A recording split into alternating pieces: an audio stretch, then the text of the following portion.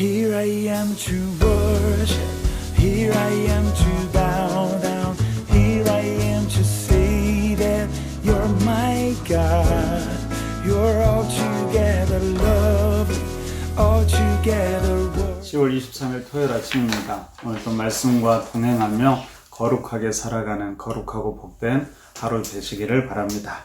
우리 함께 사도신경으로 신앙 고백하고 함께 말씀 나누겠습니다. 전능하사 천지를 만드신 하나님 아버지를 내가 믿사오며 그 외아들 우리 주 예수 그리스도를 믿사오니 이는 성령으로 잉태하사 동정녀 마리아에게서 나시고 본디오 빌라도에게 고난을 받으사 십자가에 못 박혀 죽으시고 장사한 지 사흘 만에 죽은 자 가운데서 다시 살아나시며 하늘에 오르사 전능하신 하나님 우편에 앉아 계시다가 저로서 산 자와 죽은 자를 심판하러 오시리라. 성령을 믿사오며 거룩한 공회와 성도가 서로 교통하는 것과 죄를 사하여 주시는 것과 몸이 다시 사는 것과 영원히 사는 것을 믿사옵나이다. 아멘.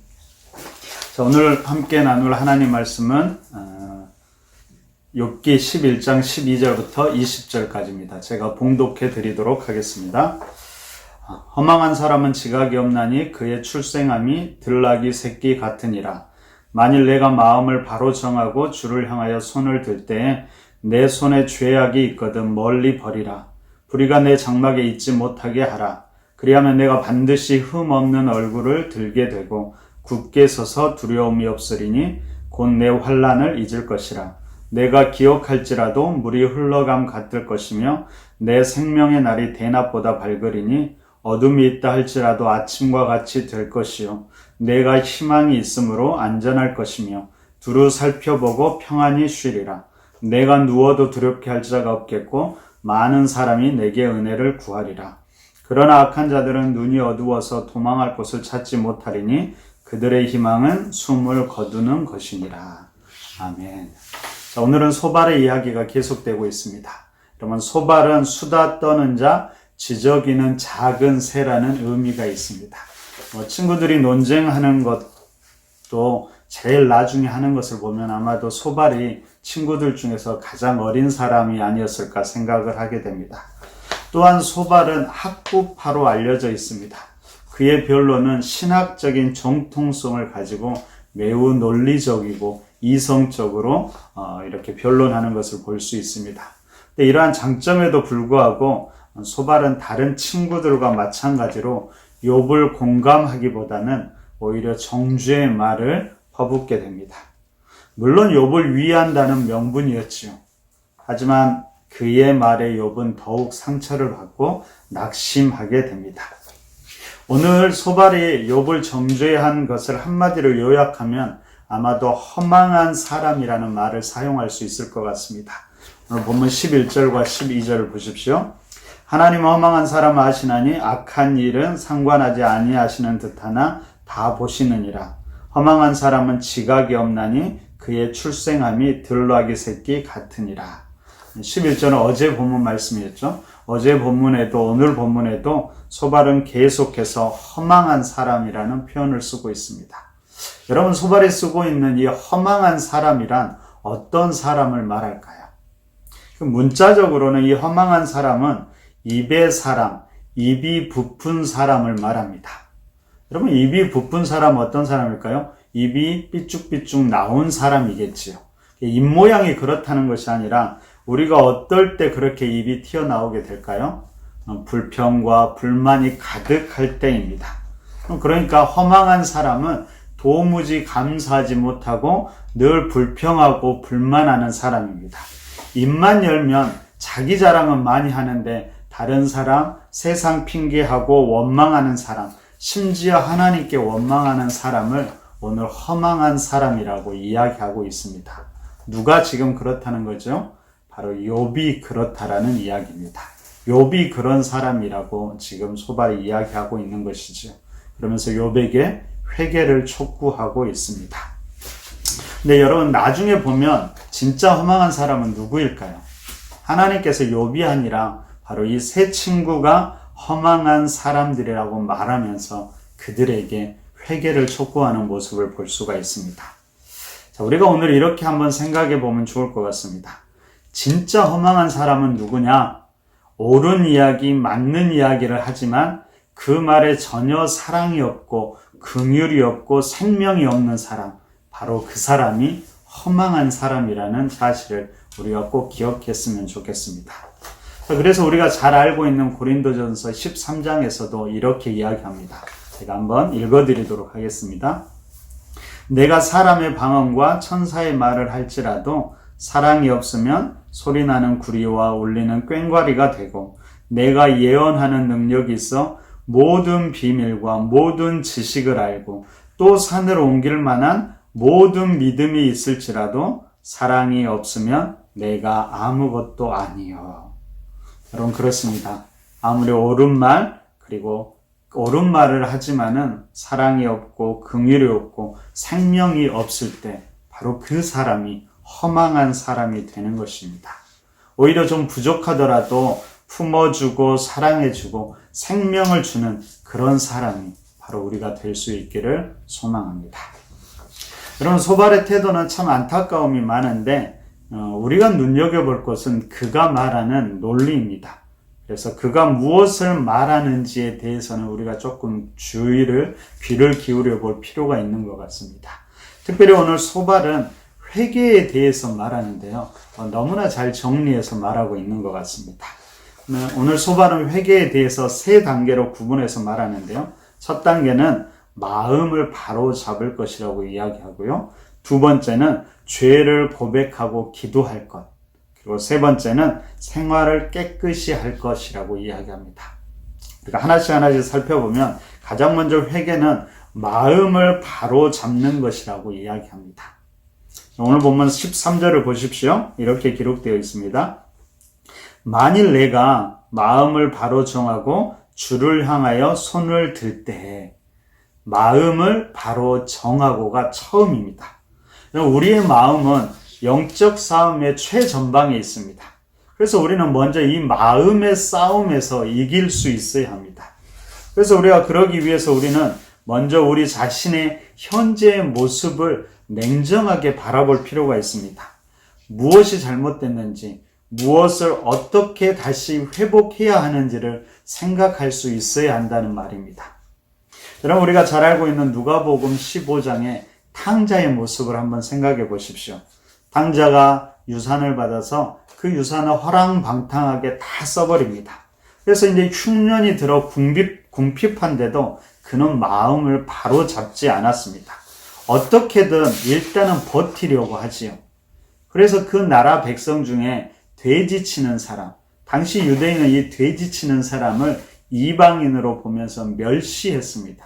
근데 그런 사람에게 가서 돼지가 먹는 주엄 열매라도 먹으려고 하지요. 근데 그것조차도 주는 이가 없습니다. 그때서야 탕자가 이렇게 고백합니다. 누가복음 15장 17절에 이렇게 기록되어 있습니다.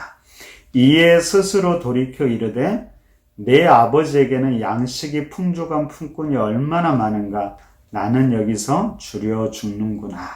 여기에서도 돌이키다라는 표현이 나옵니다. 이에 스스로 돌이켜 이르되, 이것이 그의 마음의 상태를 말하고 있습니다. 그가 자신의 현재의 상태를 바라보면서 어떻게 해야 할지를 생각한 것이죠. 바로 모든 것의 시작이 이 마음에서부터 시작됩니다. 내가 원래 어떤 상태였는가, 그리고 지금 어떤 상태에 있는가, 내 마음이 지금은 무엇을 향하고 있는가, 그리고 내가 어떤 상태로 나아가야 되는지를 스스로 생각하고 깨닫는 것을 말합니다. 이것이 바로 마음을 바로 잡는 것이고, 바로 이것이 여기에서부터 회개가 시작됩니다. 근데 여러분, 이것이 다는 아니죠. 두 번째로 회개에는 죄를 고백하고 기도하는 것이 필요합니다. 그러면 13절에서 주를 향하여 손을 들 때라고 표현하고 있는데, 이것은 분명히 기도하는 것을 말하고 있습니다. 이때 자신의 죄를 고백하고 간구하는 것이지요. 여러분, 야복 강가의 야곱을 한번 생각해 보십시오. 그는 밤새 하나님과 죽기 살기로 바로 기도합니다. 왜냐하면 바로 다음날 형을 만나야 하는데 바로 너무나 무서웠기 때문입니다. 두려워했기 때문이죠. 왜냐하면 옛날에 배신당했던 형이 이제 그 앙심을 품고 야곱을 죽이러 온다라고 생각했기 때문입니다. 그래서 어떻게든 이 문제를 하나님과 관계에서 풀어내려고 합니다. 근데 여러분, 다음날 형을 만났을 때 어떤 일이 일어났을까요? 아무런 문제도 일어나지 않지요. 오히려 서로를 축복하는 아름다운 모습을 보게 됩니다. 여러분, 저는 이것이 바로 기도의 결과라고 믿습니다. 그리고 적어도 믿음의 사람이라면 모든 문제를 이처럼 하나님과의 관계에서 풀어내는 줄 알아야 한다라고 생각합니다. 그러면 사람들과의 관계, 여러 문제도 자연스럽게 해결될 것입니다. 그런데 이것도 끝이 아닙니다.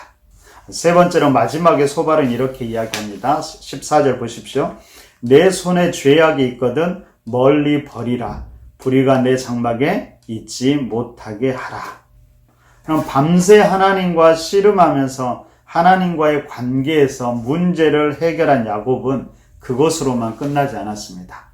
바로 다음 날 형은 만났을 때 거기서 마땅히 취해야 할 행동들을 취하게 되죠. 형을 존대하였고 그가 가진 것을 나누었고 그리고 형과도 화해의 포옹을 하였습니다. 그때 완전한 회개가 이루어진 것입니다. 하나님과의 관계에서 그리고 사람과의 관계에서 분명하게 문제를 해결하는 것, 그리고 더 나아가서 그 사람을 위해서 기도하는 것까지 나아간다라면 바로 이 모습이 죄악을 버리고 불의가 장막에 있지 못하게 하는 모습일 겁니다. 바로 이렇게 우리의 실제적인 삶, 이 땅에서의 삶이 변할 때 회개는 완성되는 것입니다. 오늘 소발은 그렇게 회개한 자들에게 주신 축복을 이렇게 이야기합니다. 제가 15절부터 19절까지 다시 한번 읽어드리도록 하겠습니다. 그리하여 내가 반드시 흠없는 얼굴을 들게 되고 굳게 서서 두려움이 없으리니 곧 내 환난을 잊을 것이라. 내가 기억할지라도 물이 흘러감 같을 것이며 내 생명의 날이 대낮보다 밝으리니 어둠이 있다 할지라도 아침과 같이 될 것이요 내가 희망이 있으므로 안전할 것이며 두루 살펴보고 평안히 쉬리라. 내가 누워도 두렵게 할 자가 없겠고 많은 사람이 내게 은혜를 구하리라. 이런 은혜가 우리의 삶 가운데도 경험되기를 간절히 바랍니다. 말씀드렸듯이 소발의 말은 정통신학에서 조금도 틀림이 없습니다. 너무나 명쾌하게 이야기해 주고 있죠. 근데 여러분 생각해 보십시오. 너무나 힘들고 아픈 욥에게 이런 말이 무슨 소용이 있었을까요? 그럼 차라리 소발이 그를 이해해 주고 안아주고 그를 위해서 기도해 주었다면 어땠을까요? 회개하라가 아니라 내가 기도해 줄게, 우리 함께 기도하자라고 했으면 어땠을까요? 그럼 오늘 허망한 사람을 옳은 말은 하지만 사랑이 없고 긍휼이 없고 생명이 없는 사람이라고 했습니다. 우리가 그런 허망한 사람이 아니라 오히려 좀 부족하더라도 품어주고 사랑해주고 생명을 주는, 기도해주는 그런 사람이 되었으면 좋겠습니다. 그럼 신학적이고 이성적인 논리는 우리 자신에게 적용하고 상대에게는 사랑의 언어, 품어주는 언어, 그리고 성령의 언어를 사용해서 그대로 회복시키는 그런 멋진 사람들이 우리 푸른나무교회 성도님들이 되시기를 간절히 바랍니다. 함께 기도하겠습니다. 하나님, 우리가 허망한 사람이 아니라 우리의 말로 생명을 살리는 그런 멋진 사람들이 될 수 있도록 인도하여 주옵소서. 특별히 성령께서 우리의 입술을 주장하여 주시고 우리의 마음을 주장하셔서 오늘 하루 살아가면서 우리가 하는 모든 말들을 통하여서 생명들을 살리는 역사도 있도록 인도하여 주옵소서. 그럼에도 하나님, 우리 자신을 향해서는 냉정하게 바라보며 잘못한 것들은 회개하며 하나님 앞에 정결하게 나아가는 귀한 하루 될 수 있도록 인도하여 주옵소서. 예수님 이름으로 기도드립니다. 아멘.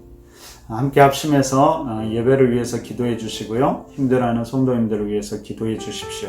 교회, 학교, 청년교회, 장년교회 모두 기억하시면서 특별히 말씀을 전하는 이들, 그리고 예배를 준비하는 이들 가운데서도 건강과 성령 충만함 줄 수 있도록 그렇게 기도해 주시기 바랍니다. 함께 기도하겠습니다.